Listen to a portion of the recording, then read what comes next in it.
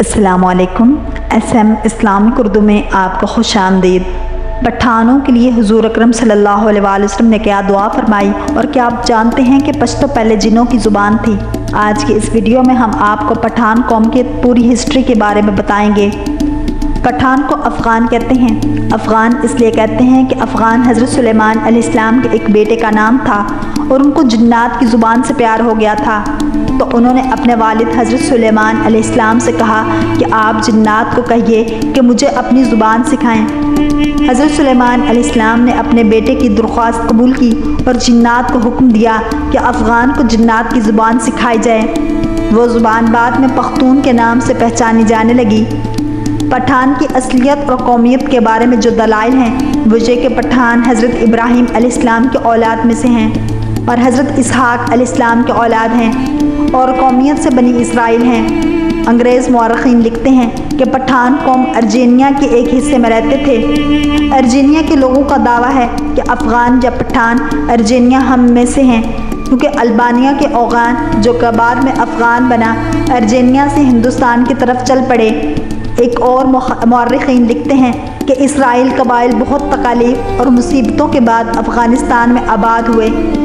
جب حضور اکرم صلی اللہ علیہ وآلہ وسلم نے اسلام کی تبلیغ شروع کی اور لوگ جوق در جوق اسلام میں داخل ہونے لگے، تو اس وقت پٹھان قوم کا سردار، جس کا نام قیس عبدالرشید تھا، اپنے پورے خاندان کے ساتھ حضور اکرم صلی اللہ علیہ وآلہ وسلم کے دربار میں حاضر ہوا، اور آپ صلی اللہ علیہ وآلہ وسلم کے ہاتھ پر بیعت کر کے مسلمان ہو گیا۔ اس لیے دنیا بھر میں جہاں بھی پختون ہوں گے مسلمان ہوں گے۔ دنیا میں پختون ہی واحد قوم ہے جس میں اسلام کے بغیر کوئی مذہب نہیں۔ اگر پختون سے پوچھا جائے کہ آپ پہلے مسلمان ہیں یا پختون، تو جواب ہوگا کہ میں 5000 سال سے پختون ہوں اور 1400 سال پہلے سے مسلمان ہوں۔ افغان قوم کو پٹھان کیوں کہا جاتا ہے؟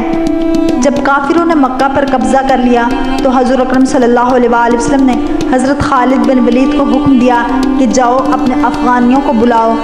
جہاد کے لیے حضرت خالد بن ولید رضی اللہ تعالیٰ عنہ افغانستان چلے گئے، اور افغان سردار قیس عبدالرشید کو حضور اکرم صلی اللہ علیہ وآلہ وسلم کا پیغام ارسال کیا۔ قیس عبدالرشید کی قیادت میں لشکر مکہ مکرمہ کی طرف روانہ ہوا۔ شام کو صحابہ کرام نے حضور اکرم صلی اللہ علیہ وآلہ وسلم کو خوشخبری سنائی کہ افغانی لشکر آتے ہی کافروں کا قتل عام شروع کر دیا اور تمام کافروں کا خاتمہ کر دیا، اور مکہ مکرمہ کو افغانیوں نے فتح کر لیا۔ تو اسی لمحے حضور اکرم صلی اللہ علیہ وآلہ وسلم کی زبان مبارک پر یہ الفاظ آئے، بتان۔ یہ لقب افغان قوم کو رسول اللہ صلی اللہ علیہ وآلہ وسلم کی طرف سے ملا ہے۔ بتان لفظ عربی زبان کا ہے، یعنی سخت ترین لکڑی، وہ جو سمندری جہازوں میں لگایا جاتا ہے، جسے سمندری پانی بھی کمزور نہیں کر سکتا۔ یہ لفظ جب برصغیر پہنچا تو بتان سے پٹھان ہو گیا۔